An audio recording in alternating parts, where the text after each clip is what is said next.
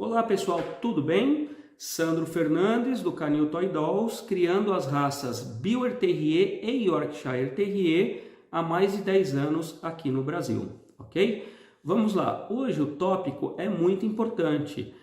Os futuros tutores me procuram com frequência solicitando informações a considerar na aquisição de um filhote. Mais precisamente, estou falando de filhote de Build Terrier, mas isso também serve para o Yorkshire Terrier em alguns aspectos, ok? Vamos lá então. Primeiramente, eu acho importante fazer uma introdução de como surgiu a raça Build Terrier.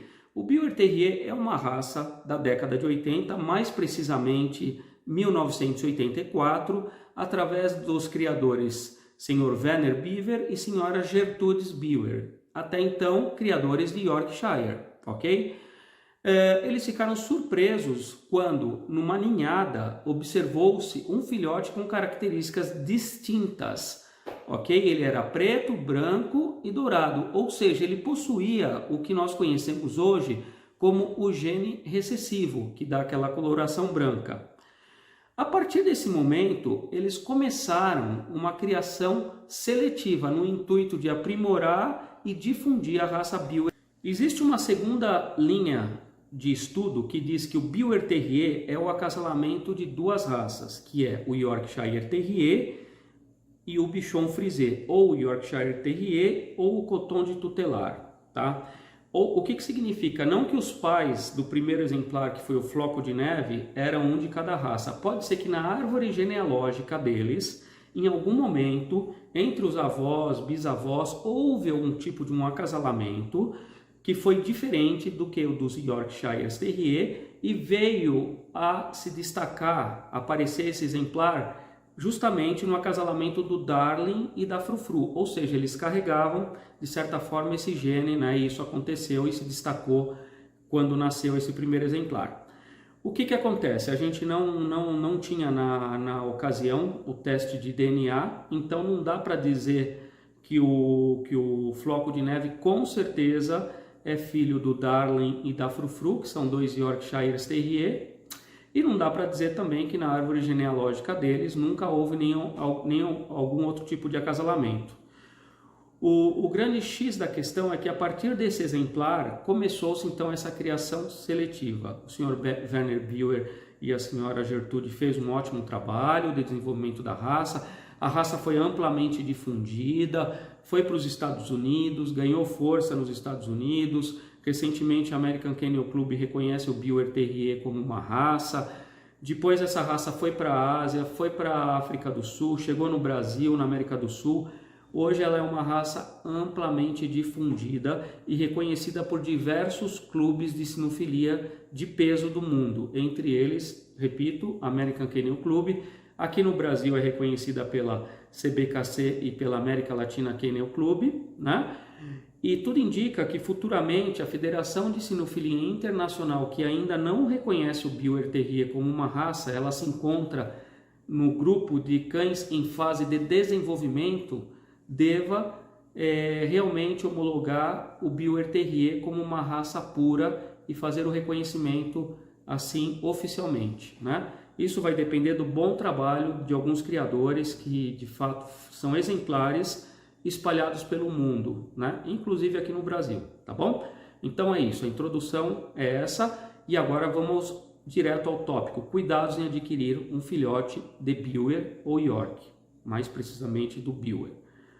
Primeira coisa é não ter pressa, não adianta você acordar e olhar para cima e ver na internet uma foto de um Build e falar: nossa, amanhã eu quero um exemplar na minha casa. Não é assim, tá? O Build Terrier é uma raça relativamente nova na sinofilia. 40 anos para uma sinofilia é um nada, é uma semana para a gente. Então ela é uma raça que realmente ainda está em fase de desenvolvimento. Ela evoluiu muito, mas ainda são poucos criadores, principalmente no Brasil, que fazem um trabalho sério. Um programa de aprimoramento genético, com acasalamentos sem consanguinidades, uma criação responsável, que se preocupa com as características da raça, que vai melhorando o que tem que ser melhorado, né? Então, primeira coisa, não ter pressa. Segundo tópico, quais são os pedigrees que eu considero importantes? Tá? Já disse isso em alguns vídeos e repito. No Brasil, a CBKC, porque é a única entidade de sinofilia que é filiada à Federação de Sinofilia Internacional com sede na Bélgica, então ela tem um peso muito grande no Brasil, mas nenhuma entidade de sinofilia no Brasil tem essa filiação, a FCI só aceita a CBKC, e a América Latina Kennel Club, pelo trabalho sério que a LKC vem fazendo na sinofilia, está de parabéns. Tem um vídeo meu falando sobre as duas entidades, depois é só procurar aí no canal, tá bom? Então, primeira coisa, o pedigree que o criador tem é um desses dois, tá? Para criação, eu costumo utilizar o CBKC e para pet, o ALKC, tá? Primeira coisa. Segunda coisa muito importante, tá? DNA Profile, tá? É muito fácil chegar para você e dizer, olha, esse filhote lindo e maravilhoso é filho do machinho X com a fêmea Y.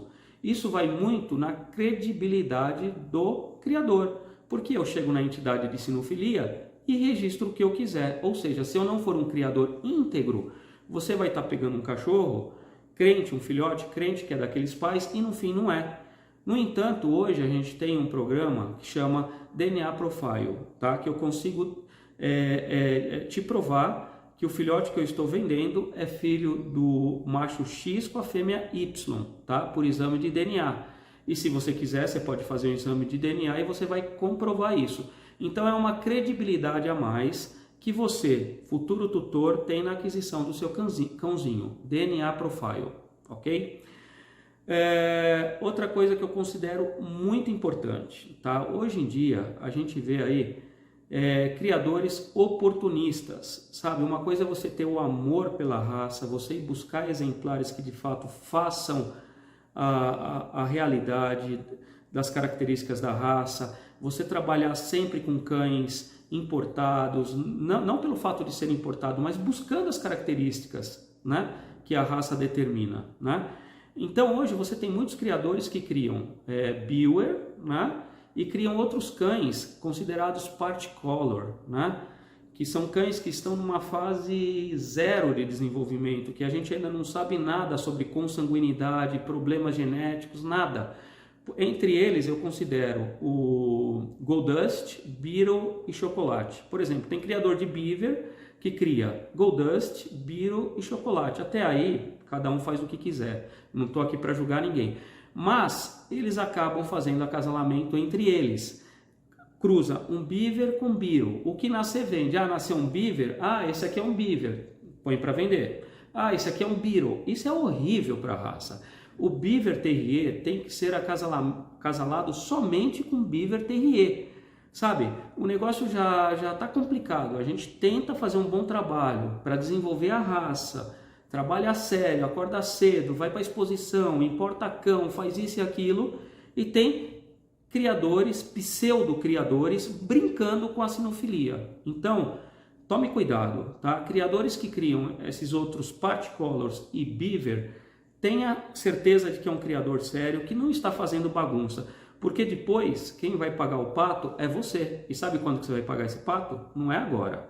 Você vai pagar isso daqui a uns anos, que começam os problemas genéticos no cão e você não entende o porquê está acontecendo aquilo, né? Beaver tem que ser acasalado somente com Beaver. Se você acasalar um Beaver com York, vai nascer qualquer coisa, menos um Beaver e menos um York, entendeu? Se acasalar um Beaver com Beagle, também nasce exemplares meio fora do padrão, né? E os futuros filhotes desse exemplar, vão ser totalmente, é uma coisa totalmente equivocada. Então, procure um criador, sério, um criador responsável, que ele crie Beaver, né? Não crie part color. Essa é a minha opinião. Outra coisa, não é uma questão de status, tá bom? Mas é uma questão de amor pela raça e melhoramento genético. Procure criadores que de fato estão em exposição, que se preocupam em colocar os seus cães nas provas para os árbitros avaliarem, que são normalmente os árbitros internacionais que conhecem muito da raça, Ele vai poder dizer se a coloração está adequada, se o tamanho está adequado, se a pelagem está certinha, se o dorso está correto, se o tamanho da orelha, a forma de como está a orelha está certinha, se o tamanho do fuço está adequado, o que o cão tem de característica que tem que ser, que são os pontos positivos e o que precisa melhorar. Então o criador que vai para a exposição, ele sabe que aquele cãozinho dele precisa evoluir naquele sentido. O que ele vai fazer? Indo para a exposição, ele vai buscar exemplares para fazer os acasalamentos que venham atenuar o que precisa ser melhorado, né? E com isso ele vai ter sempre exemplares melhores, entendeu? Quarto ponto que eu considero importante. Os cães Beaver devem ter uma árvore genealógica. Eu não digo que a árvore genealógica é que consta no pedigree, né? E sim um sistema de registro universal que chama-se INGROS. Ou seja, o seu cão ele tem que estar lá catalogado no INGROS para que você possa fornecer as informações para os futuros tutores e ele possa ver toda a árvore genealógica do cão. O INGROS é legal que você faz um rastreio da árvore genealógica inteira do cão. Desde os pais, avós, bisavós, você pode ir geração por geração até que você vai chegar na origem da raça. Isso é legal, que você consegue ver todos os ancestrais, você consegue fazer um mapeamento genético para ver se não tem nenhuma consanguinidade no meio de algum exemplar em alguma das gerações, né? E com isso você vai buscar aquele exemplar perfeito, né? Perfeito não, porque não existe cão perfeito. Aquele exemplar que pelo menos está mais dentro das características que você busca. Então, um criador que se preocupa com INGROS, que faz um mapeamento dos seus cães no INGROS, você já pode ter que é um criador cuidadoso, é um criador que se preocupa com a genética dos cães. Isso é muito importante. Nem sempre dá para fazer isso, mas, se possível, veja os pais no local, observem itens como higiene do canil, características dos cães, se possui algum veterinário responsável, né? Então isso é muito importante. Muitas vezes você vai buscar um cãozinho que não está no seu estado, né? Daí você vai procurar ter fotos, vai procurar sentir a credibilidade do criador, e isso também é importante, né? Porque daí você consegue também fazer aí uma escolha saudável, entendeu? Uma outra coisa que eu considero importante, alguns criadores podem não concordar comigo, mas fique atento aos criadores que possam entregar para você um filhote castrado antes de aproximadamente 8 a 9 meses de vida. Por quê? Até essa idade, o filhote está em desenvolvimento e uma castração precoce pode trazer problemas sérios na vida do cão, tá? A partir do momento que você faz uma castração num exemplar de uma raça pequena, antes do tempo, aí com 3, 4 meses, você interrompe o ciclo de crescimento de alguns órgãos, uretra, bexiga, vulva e etc. Ou seja, você vai ter um cão adulto, futuramente, né? Com uma bexiga de um filhote, uma uretra de um filhote, isso e aquilo. Daí, futuramente, começam os problemas que você não entende o porquê. Incontingência urinária, problemas de infecção urinária. Mas por que isso? Justamente porque foi feito algo precipitado, que foi uma castração precoce. O que acontece? Tá? Olhando pelo lado dos criadores. Hoje, a gente tem um trabalho muito sério que a gente desenvolve. Um exemplar importado, quando chega aqui no Brasil, recentemente nós importamos um, chega por quase 30 mil reais, né? São taxas que você paga na alfândega, é o criador que já pede um valor mais alto lá fora, porque ele está te vendendo um exemplar para criação, não para pet. É um exemplar que já é filho de um campeão, tal. Então ele chega aqui, em média, por uns 30 mil, 35 mil reais para você, tá? Ou seja, é um valor alto, né?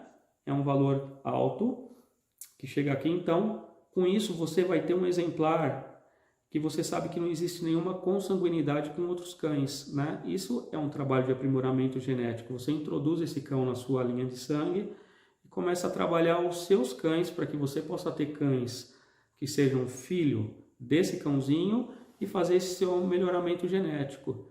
Então é isso, não tem milagre, não queira encontrar um filhote muito barato que você vai cair na mão de alguém que não trabalha o cão. Se é isso que você quer, daí é com cada um. O que a gente faz aqui é tentar sempre fornecer o melhor exemplar para cada família, né? Por isso que você não vai encontrar um filhote de Bichwerd Terrier, não tem como, muito barato. Desconfie de um valor muito barato. Você tem que trabalhar a parte de alimentação do cão, dando a melhor ração, dando frutas, as melhores vacinas, todas importadas, veterinário com muita frequência, tem que ter um veterinário que seja seu parceiro, filiado ao canil, todo criador, a maioria tem. Você se preocupa depois, na hora do parto, com ultrassom, que não é um, não são dois, não são três, são alguns, com vitaminas, né? Depois você leva o seu cão para a exposição, né? Cada exposição não é barata, você inscreve um cão, se você não for apresentar teu cão, você tem que pagar um profissional handler, que é uma profissão que eu estimo muito, são pessoas competentes que vão lá e vão apresentar o teu cão.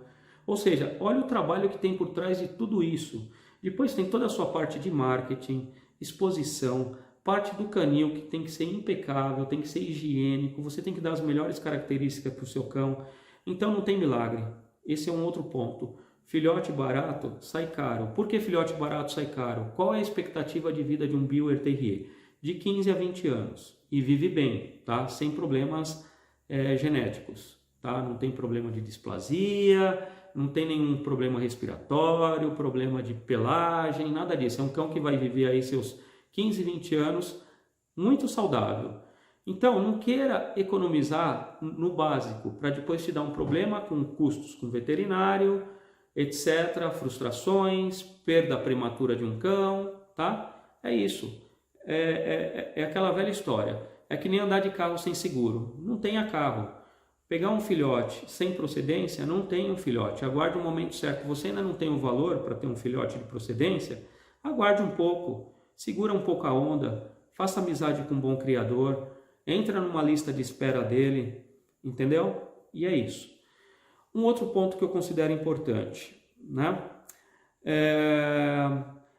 Ainda falando com relação à castração precoce, né?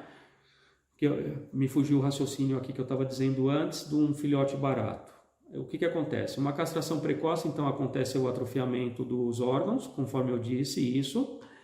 Alguns criadores fazem para que a sua linha de sangue não seja disponibilizada para uma pessoa mal intencionada que vem te procurar como um pet, quer ser um criador, então eles acabam castrando, né? Nesse momento a gente tem que ter em mente que a saúde do animal é em primeiro lugar. Há outras formas de você evitar que o seu cãozinho, a sua genética não seja disseminada para pessoas que te procuram e que você, com o intuito de pet, no fim quer ser um criador, tá? A pessoa tem que ser sincera, olha, eu estou buscando o teu cão com a finalidade de criação, o valor é outro. Olha, eu estou buscando o seu cão com a finalidade de pet, o valor é outro. Como que eu faço o bloqueio disso daí? Justamente no pedigree, tá? Para pet, América Latina Kennel Club. É um pedigree que tem lá o pedigree pet, você não vai poder registrar ninhadas do seu filhote. Você pode até ter um acasalamento por fora, mas você não vai registrar filhotes. Eu preservo minha ninhada desse jeito, nunca fazendo a castração precoce num filhote, porque eu considero como prejudicial para o cão, ok? Essa é a minha opinião, ok? Valores na sequência, já falei. Tamanho do cão, tá? Isso aí muita gente me procura, eu quero um York 0, eu quero um Beaver 0, eu quero um Beaver Mini. Gente do céu, isso não existe. O padrão, a raça tem um padrão oficial, tá? Yorkshire Terrier, se não me falha a memória, até 3,2 kg quando adulto. Bichwerd Terrier até 3,6 kg quando adulto.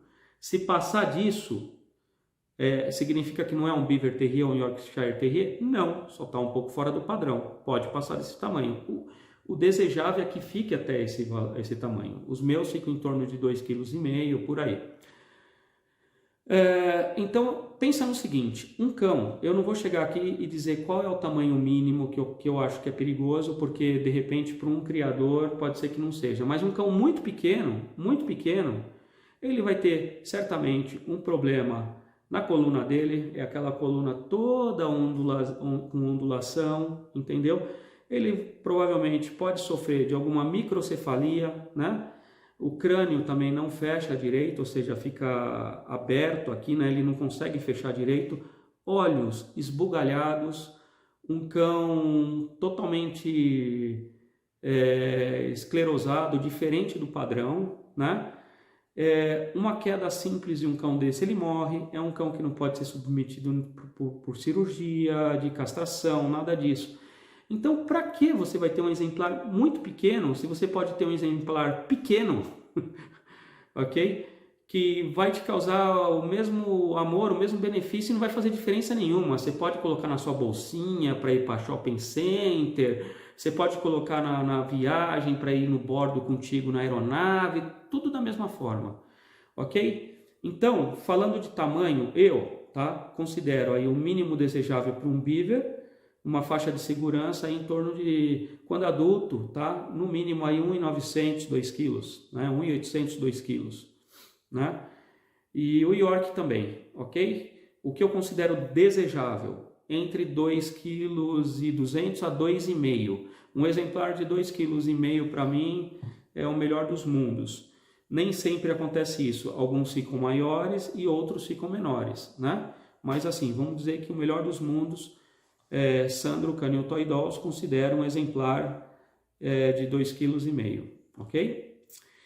Outra coisa importante, eu acho que isso daí muitos criadores já fazem, mas é bom ter, exigir sempre um contrato com garantia de saúde, procedência de pedigree, né? Então sempre um contrato onde vai te dar todas as garantias com relação à saúde do cão. Você recebeu o cão, existe uma janela imunológica para cada doença, né? E o criador tem que ser responsável por isso, né? Claro, não adianta você também fazer a aquisição de um cãozinho, passou um mês, ele pegou uma sinomose porque você não tomou cuidado, a gente fala não leva para rua, não leva para rua enquanto não terminar o ciclo de vacina, você vai, leva teu cão para rua, leva para exposição em áreas abertas, onde que outros cães transitam, que você não conhece, pronto, olha, o meu cão pegou uma sinomose, você comprou há 30 dias comigo, já passou o período de janela imunológica, então respeite. Se o criador falar para você, olha, você não vai sair com o animal na rua até o término do ciclo da vacina, não saia, aguarde, segura a ansiedade, segue as orientações do criador, isso é importante também. Outra coisa, exija que o criador te entregue o cãozinho com um microchip, tá? Hoje tem aqueles nano, que é menor do que o tamanho de um grão de arroz, metade de um grão de arroz. Ele é introduzido aqui na escápula, aqui no dorso, né? Então, é altamente imperceptível.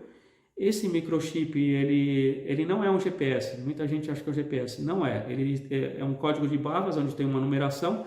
Essa numeração você vai fazer um registro. Eu utilizo a Abrachip, né? E o cão fica lá logado com o teu nome. Numa eventual perda, eventual roubo, alguma coisa, você tem a possibilidade de encontrar teu cão, tá? Essa semana mesmo, um tutor teve um cãozinho furtado, né? E depois ele encontraram o cãozinho, né?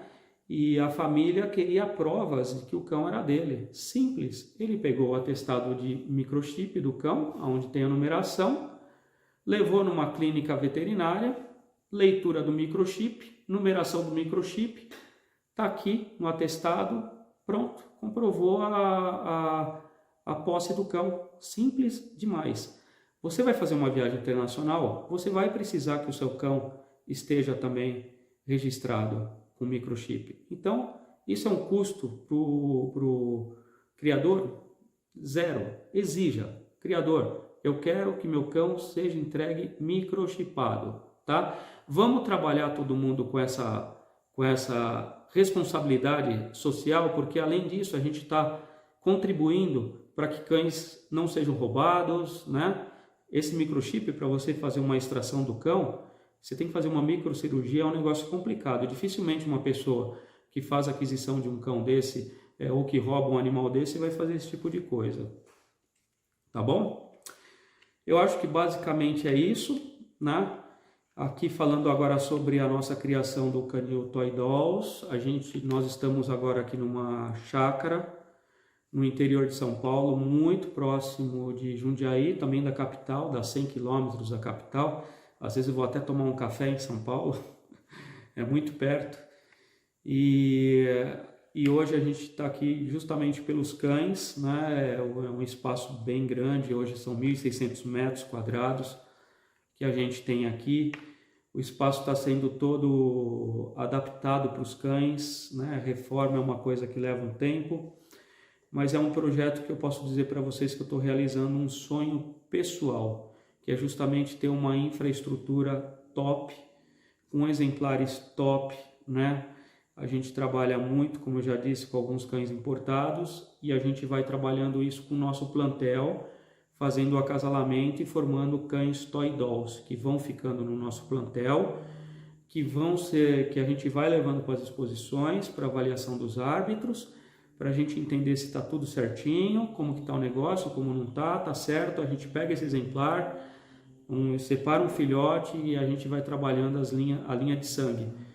É o que a gente chamamos de gerações, né? Tem cães aí de criadores que estão na 6ª, 7ª, 8ª geração, são cães já consolidados, vamos dizer assim, é um criador que de fato tem amor pela raça, que trabalha tudo isso direitinho. Isso é importante, gente, é muito importante. Porque simplesmente criar pelo comércio de criar, isso para mim não é criador, é cachorreiro, tá? Você tem que melhorar, é sua obrigação, é sua responsabilidade como criador fazer o aprimoramento genético. É o mínimo que você possa fazer. Tudo isso envolve investimento, né? Então, aqui não é uma entidade sem fins lucrativos. Você precisa ter um retorno financeiro. É seu trabalho. Você não acorda cedo? Você não vai lá, não pega ônibus lotado, vai de carro, fica no trânsito tantas horas, chega lá, aguenta seu patrão falando no teu ouvido, a tua equipe, e é gente falando no seu ouvido o tempo inteiro, chega em casa, tem a esposa ou o esposo ainda. A gente é a mesma coisa, a gente tem os cães aqui, a gente tem que zelar pela saúde deles, tem que se atentar se tem algo de errado, correr para veterinário, não tem final de semana, não tem feriado, não tem Réveillon, não tem nada. Você tem que estar pronto 24 horas por dia para os cãezinhos. Então, esse é nosso trabalho e a gente também precisa ser remunerado. Por isso que os cães custam o que custam e por isso que existe a raça pura, que são criadores de todas as raças que fazem um trabalho digno do que a sinofilia precisa. Percebe a diferença entre um criador responsável e aquele criador que tem lá os cães jogados no fundo do quintal justamente para fazer os acasalamentos e se beneficiar financeiramente disso? É isso, tá bom? Espero ter contribuído, nós estamos à disposição, né? Você encontra aí a nossa página na internet, que é o www.caniltoydolls.com.br. Nós estamos também presentes no YouTube, no Instagram e no Facebook, ok? Maiores informações podem me mandar um zap, o meu número vai estar em cima aqui, vou deixar meu número. E eu estou à disposição para ajudar todo mundo aí que precisar de informações, porque, acima de tudo, eu sou um apaixonado por sinofilia, sou um apaixonado pela raça Buick Terrier. Conheci essa raça quando eu morava na Europa, em exposições que eu estive presente tanto em Portugal quanto na Alemanha, e daí para frente foi amor à primeira vista, tá bom? Canil Toy Dolls, Sandro Fernandes, tenham todos um ótimo dia.